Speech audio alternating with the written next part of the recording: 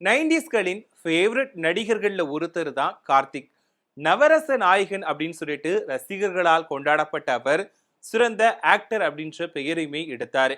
அதே சமயத்துல ஷூட்டிங்க்கு ஒழுங்காவே வரமாட்டார் அப்படின்ற விமர்சனம் கார்த்திக் மீது பலராலையுமே முன்வைக்கப்பட்டுச்சு.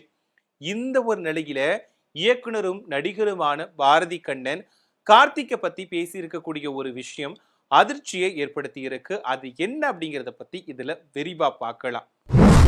முத்துராமனோட மகனான கார்த்திக் பாரதி ராஜாவால அலைகள் ஓய்வதில்ல படத்துல ஹீரோவா அறிமுகப்படுத்தப்பட்டாரு. அவரோட தந்தை மிகப்பெரிய நடிகர் அப்படிங்கிறதுனால பிறக்கும் போதே வசதியோடு பிறந்து சில்வர் ஸ்பூன் குழந்தையாவே வளர்ந்தாரு கார்த்திக். சினிமாவில் அறிமுகமானதுக்கு அப்புறமா தன்னோட திறமையால ஒட்டுமொத்த திரைத்துறையுமே தன்னோட தேதிகளை வாங்கும்படி வர வச்சாரு. ஏன்னா அவரோட நடிப்பும் அழகும் அபரிமிதமா இருக்குன்னு சொல்லலாம். கார்த்திக் மிகச்சிறந்த நடிகர்னு பெயர் எடுத்தாரு. எந்த கேரக்டரா இருந்தாலும் அதை சில நிமிடங்கள்லயே உள்வாங்கி அசத்தக்கூடியவர் தான் கார்த்திக். முக்கியமா சிங்கிள் டேக் ஆர்டிஸ்ட் அப்படின்ற பெயரையுமே கார்த்திக் பெற்றிருந்தாரு. பல ஹிட் படங்கள்ல நடிச்ச அவரோட புகழ் உச்சியில தான் இருந்துச்சு. அவர் எவ்வளவு திறமையானவர் என்று பெயரை எடுத்தாரோ அதே அளவுக்கு விமர்சனங்களையுமே சந்திச்சார். வீட்ல எப்படி சொகுசா தான் நினைச்ச நேரத்துல செஞ்சாரோ அதே பாணியை தான் தன்னுடைய தொழிலையும் பின்பற்றி இருக்காரு கார்த்திக். எப்போது தோணுதோ அப்போதான் ஷூட்டிங் ஸ்பாட்டுக்கு வருவாராம். என்னதான் சிங்கிள் டேக் ஹீரோவா இருந்தாலும் அவரோட புகழ் எல்லாமே அவரோட அலட்சியத்தால ஒரு கட்டத்துல காணாம போயிடுச்சுன்னு சொல்லலாம். இந்த நிலையில தான் இயக்குனரும் நடிகருமான பாரதி கண்ணன் தனியார் யூடியூப் சேனலுக்கு அளித்த பேட்டியில கார்த்திகை பத்தி சொல்லியிருக்காரு. அதாவது கார்த்திகை சந்திச்சு ஒரு கதை சொல்ல போயிருக்காரு. போகும்போதே 5 லட்சம் ரூபாய அட்வான்ஸோடு தான் எடுத்துட்டு போயிருக்காரு. அவங்க போனதுக்கு அப்புறமா பாரதி கண்ணனை பார்த்த உடனே கார்த்திக் வந்துட்டு, பொதுவா பணத்தை நான் கையில தொடுவது கிடையாது, அப்பா போட்டோவுல வச்சுடுங்க அப்படின்னு சொல்லியிருக்காரு.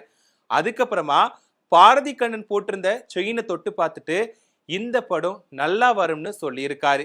இதுக்கப்புறமா திங்கட்கிழமை ஊட்டியில இருப்பேன், அங்கு வந்து கதை சொல்லும்படி சொல்லியிருக்காரு கார்த்திக். அங்கு போனவர் போன் செஞ்சு இன்னொரு 5 லட்சம் ரூபாய் கிடைக்குமான்னு கேட்டிருக்காரு கார்த்திக். அதுக்கப்புறமா பாரதி கண்ணனும் அந்த பணத்தை எடுத்துக்கிட்டு ஊட்டிக்கு போயிருக்காரு. அதுக்கப்புறமா கார்த்திக் தங்கியிருந்த இடத்துக்கு போனப்போ டேபிள்ல 5 கிளாஸ் இருந்திருக்கு. அந்த டேபிள்ல இருந்த எல்லா கிளாஸ்லயுமே வந்துட்டு மினரல் வாட்டர் இருக்குன்னு சொல்லிட்டு கார்த்திக் சொல்லியிருக்காரு. அதாவது மறைமுகமா மது இருந்துச்சு அப்படின்னு சொல்லியிருக்காரு. அப்போ வந்து கார்த்திக் வந்து அடுத்தடுத்து அதை எடுத்து குடிச்சுக்கிட்டே இருந்தாராம். அந்த டைம்ல பாரதி கண்ணன் வந்து கதை சொல்லியிருக்காரு. கதையை கேட்டுட்டு கார்த்திக் வந்து இந்த கதையில ரத்தம் கொட்டுது, கதையை மாத்தலாமே அப்படின்னு சொல்லிட்டாராம். இதுக்கு இடையில தயாரிப்பாளர் வந்து கார்த்திகை பத்தி வந்து விசாரிச்சுட்டாராம். அதுக்கப்புறமா பாரதி கண்ணனை தொடர்பு கொண்டுட்டு கார்த்திக் வந்து ஒழுங்காவே ஷூட்டிங்க்கு வரமாட்டாரு, நீ கொடுத்த பணத்தை வாங்கிட்டு வா அப்படின்னு சொல்லிட்டு பாரதி கண்ணன் கிட்ட வந்து தயாரிப்பாளர் சொல்லியிருக்காரு. இதுக்கப்புறமா பாரதி கண்ணனும் கார்த்திக் கிட்ட போயிட்டு தயாரிப்பாளர் வந்து மனம் மாறிட்டாரு, உங்ககிட்ட கொடுத்த பணத்தை வந்து திருப்பி கேட்கிறாங்க அப்படின்னு சொல்லியிருக்காரு. உடனே கார்த்திகோ வந்து என்ன சொல்லியிருக்காருன்னா, பாரதி இந்த கார்த்திக் கிட்ட வந்து பணம் வந்துச்சுன்னா மீண்டும் வராது அப்படின்னு இண்டஸ்ட்ரிக்கே தெரியுமே அப்படின்னு சொல்லிட்டு போயிருக்காரு. இதே மாதிரி இன்னுமே 6 தயாரிப்பாளர்கள் பணத்தை கொடுத்திருக்காங்க. அதுக்கு பணத்தை திருப்பி கொடுக்காமலே கார்த்திக்கும் இருந்திருக்காரு. இதுக்கப்புறமா இந்த பிரச்சனை வந்து அப்போ நடிகர் சங்க தலைவராக இருந்த விஜயகாந்த் கிட்ட போயிருக்கு. பணம் கொடுத்த 7 பேருமே அமர்ந்திருந்திருக்காங்க.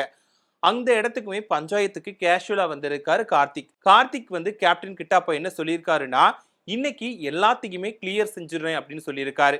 தன்னோட உதவியாளரை ஒரு பையை எடுத்துட்டு வர சொல்லியிருக்காரு கார்த்திக். பையில இருந்து பணம் எடுப்பாரு அப்படின்னு பார்த்தா ஒரு வெள்ளை ஷீட்டை எடுத்து எல்லாருக்கும் தேதி கொடுத்திருக்காரு.